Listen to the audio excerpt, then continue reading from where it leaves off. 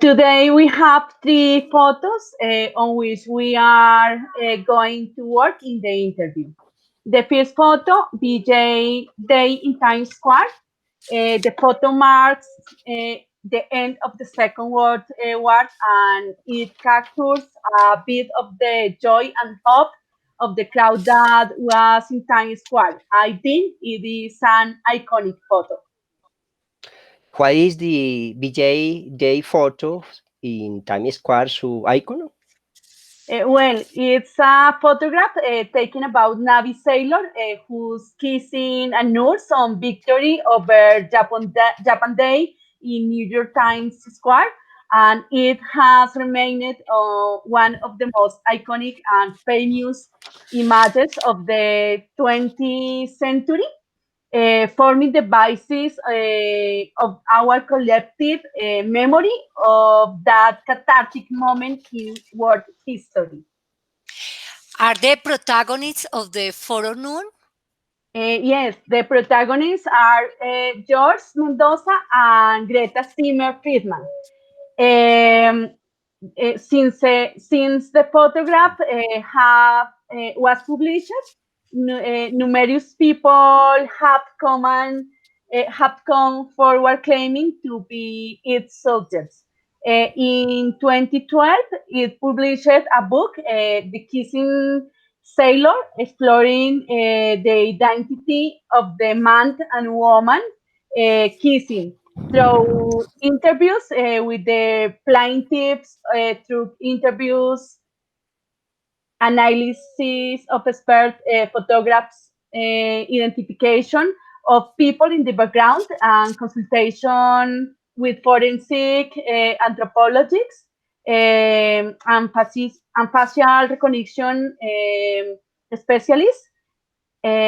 Friedman said that when she first saw the photograph in the 1960s, she instantly knew it was her. The second photograph is of Rockefeller Center.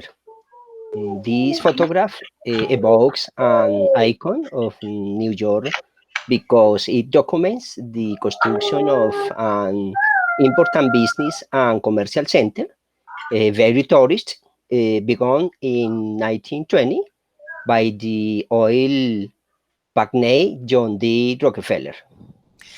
What is the history of the Rockefeller Center?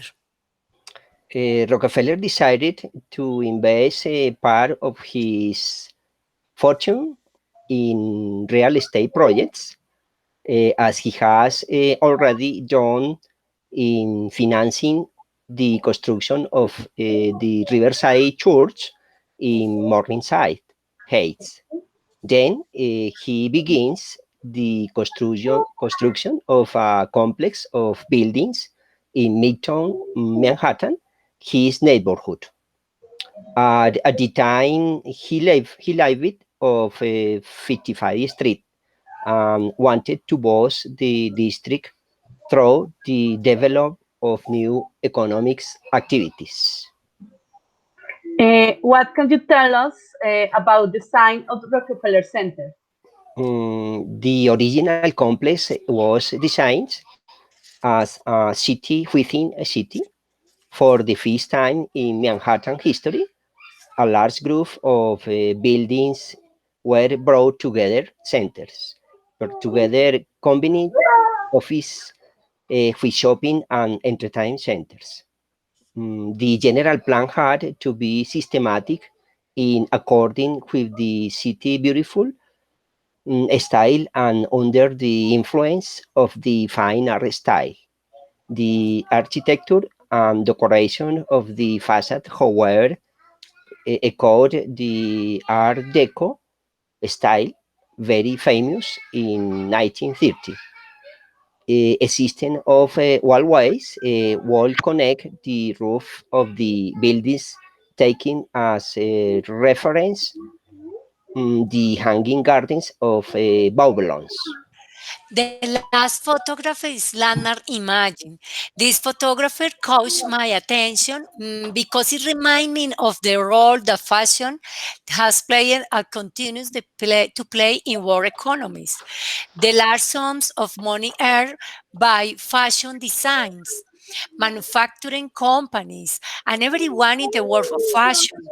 The earliest fashion photographies consist mostly of portraits or style aristocrats, and the first fashion photographer of note was Baron Adolphe de Meyer, who was hired to shoot for Vogue in 1913, the year he took this picture. Okay, Olga, why did you think fashion is important in the world economy? Because the global fashion industry in the leading industry in the world, well known for its key players such as Inditex, LVMH, H&M, and Nike.